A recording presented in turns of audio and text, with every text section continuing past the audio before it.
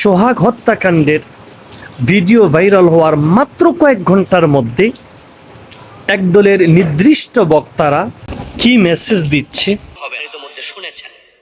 আগামী নির্বাচনে যদি ইসলামকে আপনারা ক্ষমতায় নিতে পারেন, আমরা নিশ্চয়তা দিয়ে বলবো এই দেশে চাঁদাবাজি হবে না, জুলম হবে না, মানুষ নিরাপদে থাকবে। আমরা মানুষের অধিকার ঘরে পৌঁছিয়ে দেব, আমাদের কাছে আশা লাগবে না। ইতিমধ্যে আমিরে জামাত বলেছেন যে আমরা শাসক হব না, আমরা সেবক হতে চাই।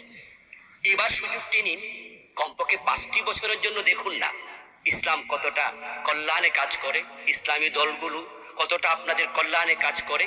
এ সুযোগ আমরা হাতছাড়া করতে চাই না। নতুন কোনো ফ্যাসিস্টকে আমরা ক্ষমতায় দেখতে চাই না।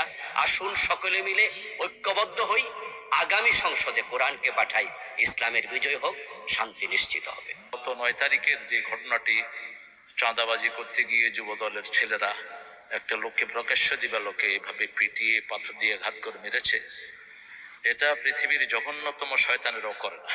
যারা এই কাজটা করেছে তাদেরকে ধরা উচিত এবং ওইভাবেই তাদেরকে করা উচিত। এবং যেই দলের পক্ষ থেকে এটা করা হয়েছে সেই দলকে কিভাবে দেখবে এটা জাতি বিবেচনা করবে। বর্বরতার চরম শিখরে তারা পৌঁছে গিয়েছে। এতে আপনি স্পষ্ট বুঝতে পারবেন পরিকল্পনা কি, কাকে পচানো হচ্ছে আর কাদেরকে প্রমোট করা হচ্ছে, এবং কি উদ্দেশ্য এবং লক্ষ্য, এটা কতটাই পরিকল্পিত, কি উদ্দেশ্য, কি ভাবছেন।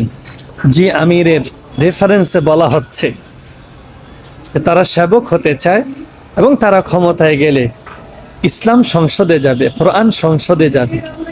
এখনই যারা ইসলামের কথা মুখ থেকে সরিয়ে কল্যাণ রাষ্ট্রের কথা বলছে, এক সময় যাদের কথা ছিল জিহাদ চাই, জিহাদ চাই, জিহাদ করে বাঁচতে চাই, সৎ লোকের শাসন চাই, কোরআনের আইন চাই, আজকে তারা সব বলি পরিবর্তন করে তারা কল্যাণ রাষ্ট্র চাচ্ছে। বক্তারা বলছে কোরআন যাবে সংসদে, আর নেতা বলছে কল্যাণ রাষ্ট্র।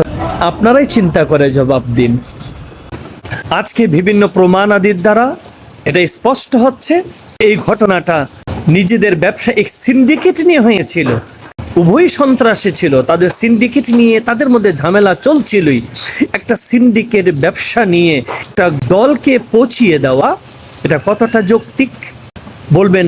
আমি তো বিএনপি না, আমি বিএনপির রাজনীতি করি না, এ কথাগুলো কেন বলছি? জি, একটা মানুষকে হত্যা করে, সিন ক্রিয়েট করে, দেশের পরিবেশ স্থিতিশীলতাকে নষ্ট করে কেউ ফায়দা নেবে, প্রতারণা করবে, আমরা সেটা কখনো মেনে নিতে পারি না।